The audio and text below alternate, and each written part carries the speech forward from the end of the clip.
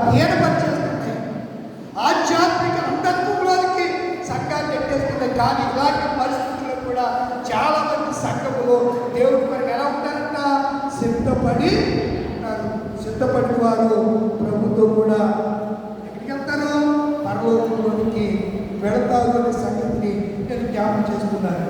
కనుక యేసు ప్రభు వారు చెప్పింది మీరు సిద్ధపడి ఉండండి, ఇలా జరుగుతాయి. మరొక మాట మీకు జ్ఞాపకం చేస్తాను చూడండి. మరొక మాట పరిశుద్ధ ఆమోసు గ్రంథం 5:20. ఆమోసు గ్రంథం 5:20.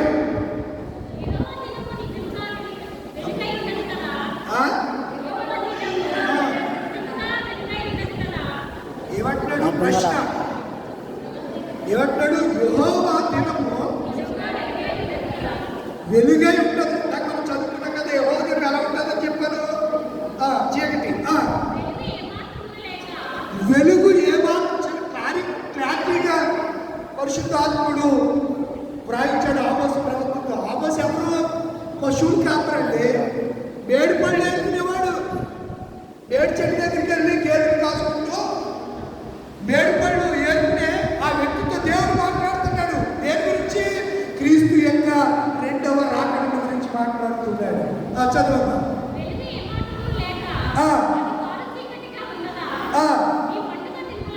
మీ పండుగ దినములను నేనేం చేస్తున్నాను, మీరు నా రాకడ కొరకు సిద్ధపడకుండా నా రాకడ కొరకు ఈ సూచనలు ఉంటాయని చెప్పినా సరే మీరు ఏం చేసుకుంటున్నారు? పండుగలు చేసుకుంటున్నాడు.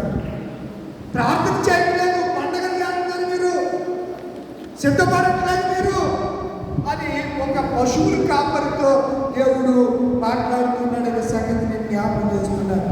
ప్రకటన గ్రంథం 6వ అధ్యాయం. ఈ రాకడ ప్రవచనాలు ఏమని? ప్రకటన గ్రంథం 6వ అధ్యాయం 12వ వచనం నుంచి.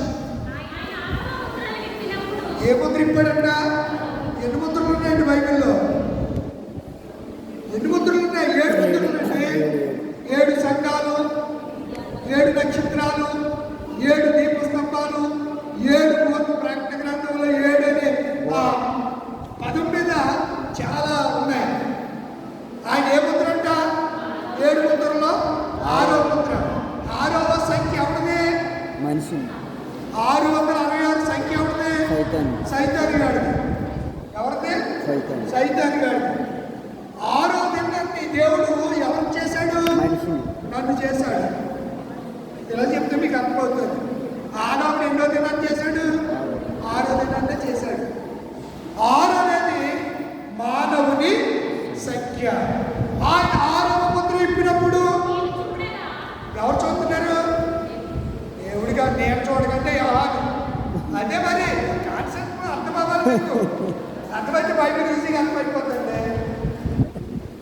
నేను చూడకంటే పద్మాసు దీపంలో యోహాను పరవాసి ఉండి దర్శనాన్ని చూస్తున్నాడు.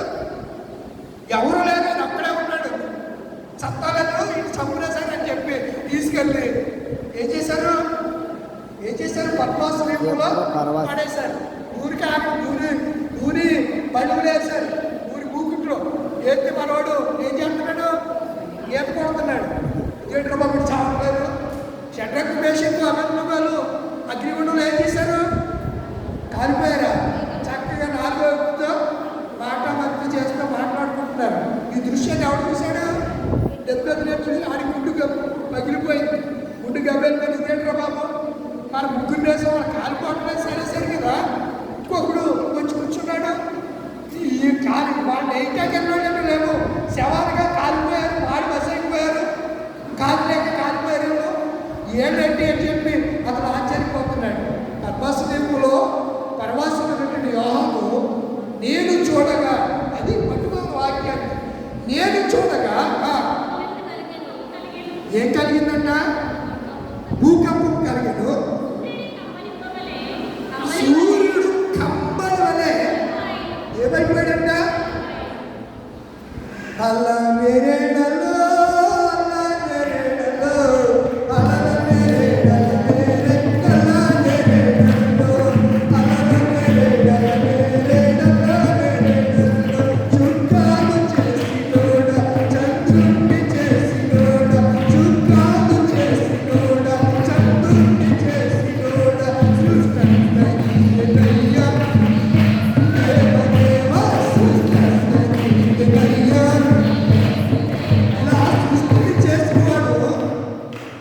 సృష్టి ఆయన రాకడ ఏమైపోయిందంట?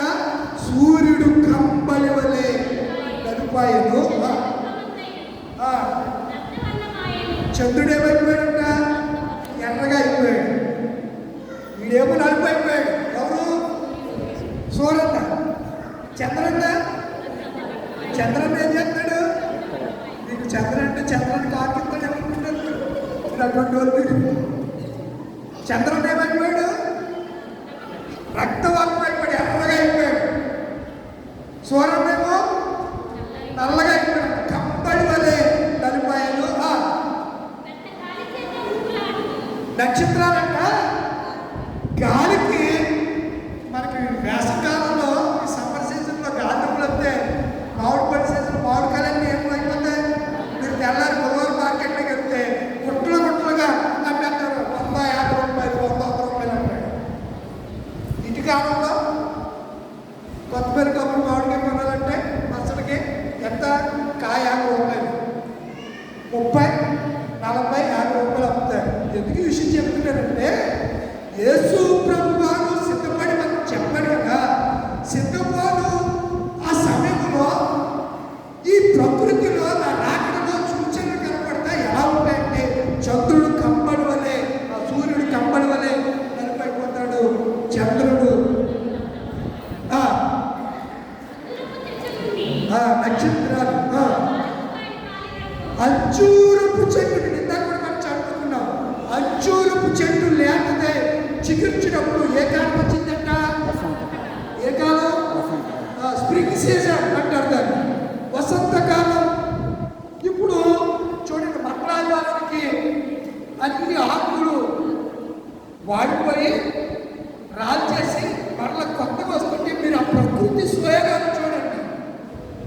ఆ ప్రకృతి సోయగాన్ని చూడండి ఎంత ఆహ్లాదంగా ఉంటాయో. ఈ ఏమంటాం మనం, మా ఊళ్ళో దాన్ని ఏమంటారు? రొయ్యి చెట్టు అంటారు. అదే రొయ్యి చెట్టు అంటారు కూడా. దానికి పువ్వులు వస్తాయి. ఆ పువ్వులు కూడా చాలా సువాసన వస్తూ ఉంటాయి. అద్భుతమైనటువంటి సువాసనలు వెదజల్లుతూ ఉంటాయి. ఏ సీజన్లో? వసంతకాలం, స్ప్రింగ్ సీజన్. ప్రభువారు అంటారు మత్తయి సువార్త 24, అంజూరపు చెట్టును చూసి ఒక ఉపమానం నేర్చుకోండి. అది లేతమే చికిత్సినప్పుడు ఏమొస్తుందంట? వసంత. అలాగే ఇవన్నీ సంభవించినప్పుడు నా రాకడ సమీపంలో ఉందని మీరు ఏం చేయాలి? సిద్ధపడాలి అని చెప్తూ ఉన్నాను. మరి మాట మీకు జ్ఞాపకం చేసిన కింద వచ్చిన చదవమ్మా. ఆ కింద వచ్చిన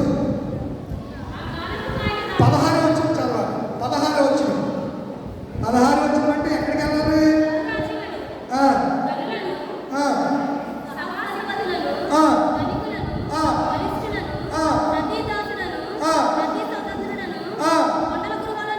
కొండల గుహలో నుండి దాక్కుని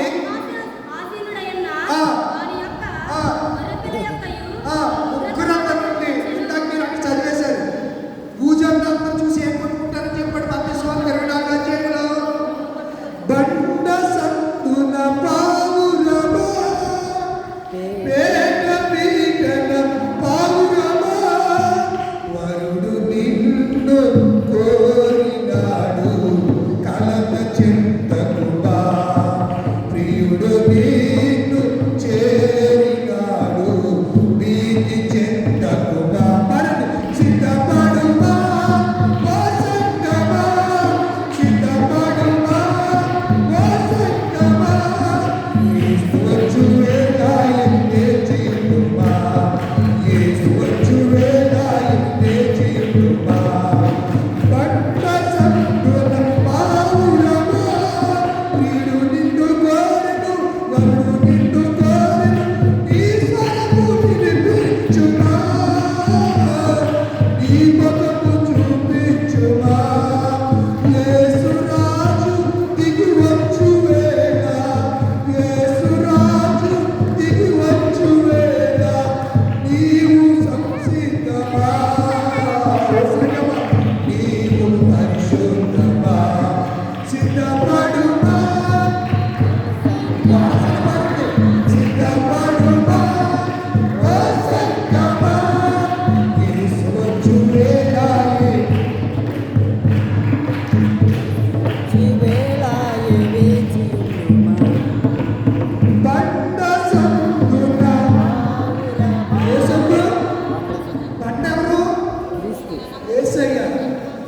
సంఘం పావురు, బండ సందుల్లో ఎదురు పావురమా. ఆ రోజంట సిద్ధపడి వాళ్ళందరూ వెళ్ళిపోతారు కదా, మిగిలిన వాళ్ళంట ఉగ్రతను తట్టుకోలేక బండ సందుల్లోకి నక్కల రాసింది అక్కడ గొర్రెల్లోకి దూరతారని ఉంది. మనం పాడతాం రోజులు నక్కలకు చాలు అర్థమవుతాయి కోసమే మీకు ఆ శంకం నేను పరిచయం చేస్తున్నాను. ఆ రోజులు ఏ నక్కలకైతే గొర్రెలుగా నివాస స్థలాలు ఉన్నాయో ఆ స్థలాలు ఎత్తుకుంటారు. ఇప్పుడు అలాగే గొర్రెలను కాకుంటున్నారు ఎవరు ఉగ్రవాదులు. ఏం చేస్తున్నారు? పైనుంచి స్పైస్ బాంబులను వేస్తుంటే భూమి లోపలికి చొచ్చుకుని వెళ్ళి అక్కడ ఉన్న వాళ్ళు ఏం చేస్తున్నాయి? చచ్చిపోతున్నారు. ఇరిమియా గ్రంథం కూడా మరణం కిటికీలు గుండా ఎక్కుతుందని చదివారు. మరణం కిటికీ వస్తుందా చెప్పరండి? రాదు. మిస్ అయ్యి ఉంటే కిటికీలో వచ్చి ఇక్కడ పడితే మనం అందరం పటాష్. అది ఎప్పుడో ఈ రేఖ జీవులో ఈ మిసైల్ వ్యవస్థ, ఈ రేఖ వ్యవస్థ వృద్ధి చెందకపోతే ఈ ప్రపంచం ఎలా ఉంటుందో అనే సంగతి ముందుగా దేవుడు మరణం అంట కిటికీల గుండా వచ్చి ఎవరుల్ని చంపేస్తుందట. ఎంతమంది అండి బాంబేస్తుంటే ఒక ఇల్లు ఏమైపోతున్నాయి? కోలబడిపోతున్నాయి. ఇవన్నీ దేనికి సూచనలు? రాకడకు సూచనలు. కనుక మనం ఎదురు వెళ్ళిపోవాలి, వాడ వెళ్ళిపోవాలి. ఏ వాడ? రక్షణ అనే వాడలోనికి వెళ్ళిపోవాలి. ఎక్కడ వాడన్నా రక్షణ వాడ చక్కగా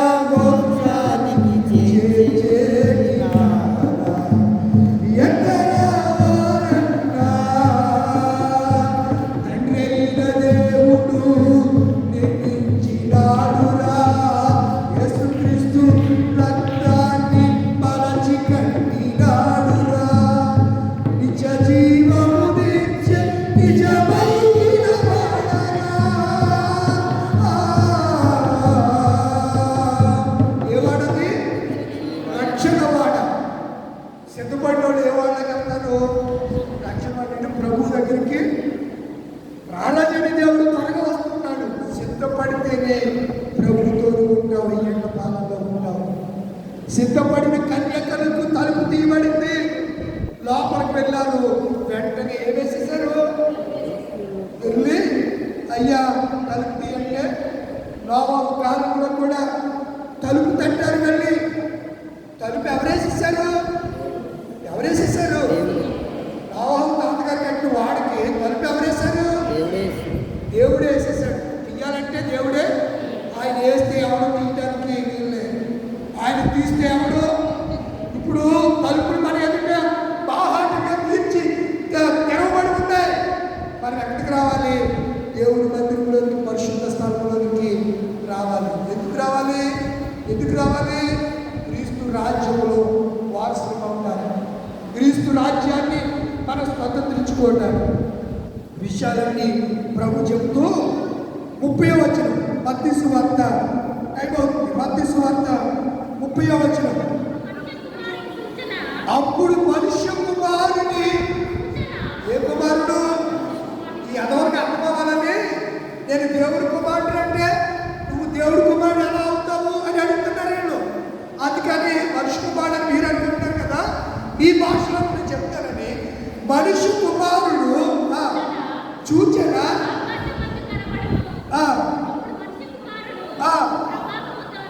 ఎంతో వస్తాడైనా యేసు ప్రభువు రెండోసారి ఎలా వస్తాడు? మొదటిసారి వచ్చినప్పుడు ప్రభావాన్ని విడిచిపెట్టి వచ్చాయండి. ఎక్కడ? అందుకే పరలోక రాజ్యం విడిచిపెట్టకూడని భాగ్యం ఎంచుకొనక దాసుని స్వరూపం ధరించి తను తానే రీతిగా చేసుకుని మన మధ్యకు సిలువ దారిగా ఆయన వచ్చాడు, రక్తం కార్చాడు ఆయన. ఇప్పుడు రెండవసారి ఆయన ఎలా వస్తున్నాడంట? ప్రభావంతోను. అబ్బా దేవుడు మాట్లాడుతాడండి, మహామహిమతోను. దేవుడే ప్రకటన గ్రంథం చూడండి మొదటి అధ్యాయం. ఇదిగో ఆయన మేఘాలుండే ఆ, ఆ. ఇదిగో ఆయన ఎలా వస్తున్నాడంట మరి మాడతాం కదా.